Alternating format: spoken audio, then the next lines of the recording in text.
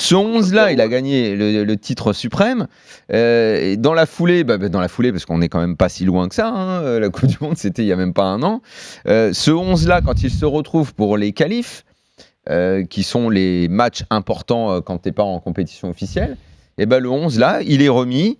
Peu importe que Umtiti ne joue plus au Barça, que peut-être il perdra sa place en équipe de France, un taulier, il sera là. Peu importe que, je le disais l'autre soir, que Giroud joue moins avec Chelsea. Le 11, il fonctionne parce que les automatismes sont là, parce que les joueurs se connaissent, parce que l'entraîneur donne une confiance pleine et entière à ce groupe qui lui rend à chaque fois. Et ce groupe-là, je pense, ira comme ça à la Coupe du Monde. S'il y a des changements, ce sera... À l'Euro, pardon. S'il y a des changements, ce sera en raison de blessures et ce sera à la marge. Ce sera dans les mecs autour. Si tu as des mecs en forme ou pas en forme, ça va être, je sais pas, prenons un exemple, les Thauvin, Fekir, tout. C'est là que ça se jouera. Mais pour ce qui est de l'ossature, je vais te dire 11, 12, maxi 13 joueurs, tu peux être sûr qu'ils sont là et que le 11, sauf blessure, hein, je peux te dire que ce 11-là, il va à l'Euro et il va démarrer l'Euro en favori. Il démarre l'Euro en favori.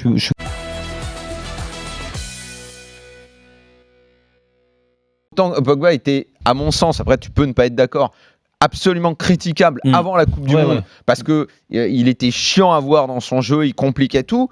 Or, au milieu de la Coupe du Monde, enfin après un ou deux matchs de rodage, le mec a complètement, d'ailleurs on l'a vu dans le reportage, là, les yeux dans les bleus 2, là, je sais plus comment ça s'appelait, toute son attitude a changé, son jeu a changé, il a purifié, enfin je sais pas si on dit purifier son jeu, en tout cas il a épuré, fluidifié. Non mais d'accord. Franchement, avant tu te souviens, putain c'était interminable, il y a pas un an, on disait non mais au milieu il faut qu'il joue côté gauche, même toi tu te souviens, tu nous avais fait un dessin là sur le mur, il faudrait qu'il joue comme à la Juve, c'est-à-dire en haut, plus à gauche et tout. Là, franchement, tout le monde nous dit, moi je sais pas pourquoi j'entends, ça joue en 4-2-3-1, ça joue en 4-4-2. Mais ils jouent en 4-3-3 les Bleus.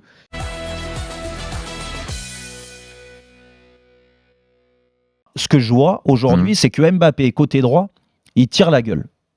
Aujourd'hui, ça l'emmerde de jouer dans cette position-là. En Moldavie, il était complètement ailleurs et tout ça. Peut-être l'attitude n'était pas bonne, mais ça, peu importe. Je m'en fous de l'attitude. Même ce soir, alors qu'il y a de beaux échanges et qu'ils marquent tous, pour moi, l'équipe, elle joue en 10+1. Voilà, exact. Non, mais moi, je le sens aussi. C'est curieux, cette sensation que j'ai. Pour moi, ils sont 10 et il y a lui. Oui, mais ça ne veut pas dire que lui peut ne pas être. Tu veux que je te dise parce que Mbappé, ben oui, mais tout Mbappé qu'il est à 20 ans, et c'est logique parce que toutes les louanges qu'on fait sur lui, à juste titre, tu vois, au PSG, il est champion du monde et tout ça. Aujourd'hui, la concession, il a gagné la Coupe du Monde en étant côté droit. Il a fait une grande Coupe du Monde.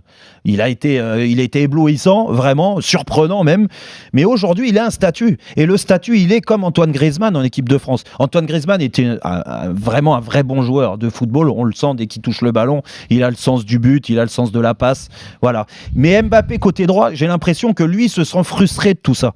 Et le choix de Didier Deschamps, ça sera au bout d'un moment de dire écoute, Mbappé, je vais le remettre dans l'axe. Là, il va être content, il va être un petit peu libre, comme Griezmann peut être libre. Là, ça sera au détriment d'Olivier Giroud.